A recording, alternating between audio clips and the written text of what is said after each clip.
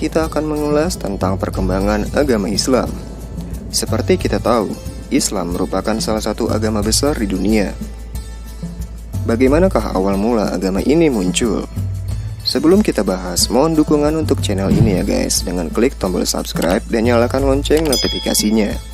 Oke, langsung saja guys, check this out. Kata Islam berasal dari bahasa Arab yaitu aslama, yang berarti selamat, sejahtera, atau berserah diri. Islam juga berarti kedamaian dan keselamatan. Umat Islam menyembah Allah Subhanahu wa Ta'ala sebagai Tuhan dan meyakini Al-Quran sebagai pedoman hidup. Tak hanya kitab suci Al-Quran saja, umat Islam juga meyakini kitab Zabur, Taurat, dan juga Injil. Agama ini diyakini umat Islam sudah ada sejak manusia pertama yaitu Nabi Adam alaihissalam. Kemudian berlanjut hingga nabi-nabi setelah Nabi Adam. Allah mengutus Nabi Muhammad sebagai Rasul atau sosok yang bertugas menyampaikan wahyu ke seluruh penjuru dunia. Di zaman kenabian Muhammad lah agama Islam disempurnakan. By the way, berbicara tentang Islam pastinya nggak dapat dipisahkan dari sosok Nabi Muhammad ya guys. Nabi Muhammad diyakini umat Islam sebagai Nabi terakhir.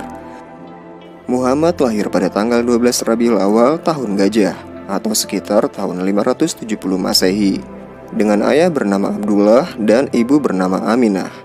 Sejak kecil beliau telah menjadi yatim piatu dan diasuh oleh kakeknya yaitu Abdul Muthalib, dan selanjutnya oleh pamannya yaitu Abu Thalib. Sejak usia 12 tahun, beliau sering mengikuti dan membantu pamannya berdagang.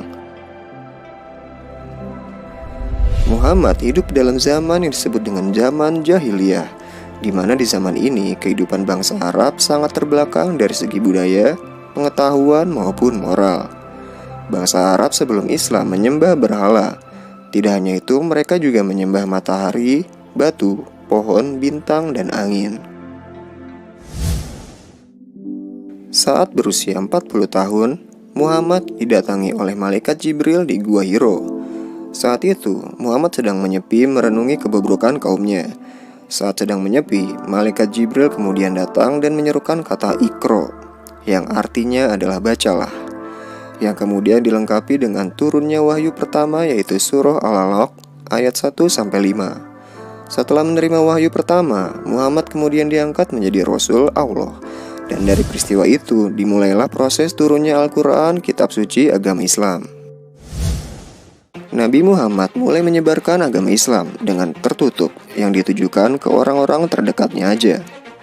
Wajar aja guys, saat itu bangsa Arab sangat keras menentang kenabian Muhammad. Khadijah dan sahabat-sahabat Nabi seperti Abu Bakar, Ali bin Abi Thalib, dan Zaid bin Harisah tercatat sebagai pemeluk Islam pertama. Sekitar tahun 613 Masehi, Nabi Muhammad menyebarkan agama Islam secara lebih terbuka. Tantangan terbesar datang dari suku Quraisy dan penduduk Mekah, sebab ajaran Nabi Muhammad dianggap menghancurkan agama asli serta kekuasaan atas Ka'bah. Ka'bah saat itu merupakan bangunan suci bagi penduduk Arab. Pada tahun ke-11 era kenabian, atau saat Nabi Muhammad berumur 50 tahun, terjadi peristiwa yang menyedihkan. Tahun ini sering disebut dengan tahun kesedihan karena paman Rasulullah yaitu Abu Thalib dan istri Rasulullah yaitu Khadijah wafat pada tahun tersebut. Setelah peristiwa tersebut, Allah Subhanahu wa Ta'ala kemudian mengutus malaikat Jibril untuk mendampingi Rasul dalam melakukan perjalanan yang dikenal dengan Isra Mi'raj. Nabi melakukan perjalanan semalaman saja dari Masjidil Haram ke Masjidil Aqsa yang kemudian disebut dengan Isra, di mana setelah itu Rasulullah melakukan perjalanan lagi dari Masjidil Aqsa ke langit ke-7 yang disebut dengan Mi'raj. Pada peristiwa inilah Rasulullah mendapatkan perintah sholat 5 waktu yang wajib dikerjakan seluruh umat manusia. Setelah sekitar 13 tahun menyebarkan Islam di Mekah, Nabi Muhammad beserta pengikutnya memutuskan untuk hijrah ke Yathrib yang kelak bernama Madinah. Peristiwa yang dikenal dengan nama hijrah ini kemudian digunakan sebagai awal penanggalan Islam yaitu kalender Hijriyah. Di Madinah, Islam berkembang pesat karena keterbukaan dan keramahan masyarakat Madinah. Adapun di Mekah, Nabi Muhammad harus melalui berbagai rintangan dan terpaksa terlibat serangkaian perang dengan suku Quraisy. Pada tahun 630, Nabi berhasil membebaskan kota Mekah dari kekuasaan suku Quraisy. Pasca perang, orang-orang Quraisy dan penduduk Mekah mulai memeluk agama Islam, dan Ka'bah menjadi kiblat ibadah umat Islam. Hal ini kemudian diikuti suku-suku lainnya yang bermukim di Jazirah Arab. Nabi Muhammad SAW wafat pada tahun 632 Masehi, yaitu pada usia 63 tahun. Setelah Nabi Muhammad wafat, kemudian beliau digantikan oleh pemimpin yang bukan Nabi, melainkan disebut dengan Khalifah. Ada 4 Khalifah pertama yang meneruskan dakwah Rasulullah yang disebut dengan Khulafaur Rasyidin. Mereka adalah sahabat terdekat Nabi Muhammad, yaitu Abu Bakar As-Siddiq, Umar bin Khattab, Utsman bin Affan, dan Ali bin Abi Thalib.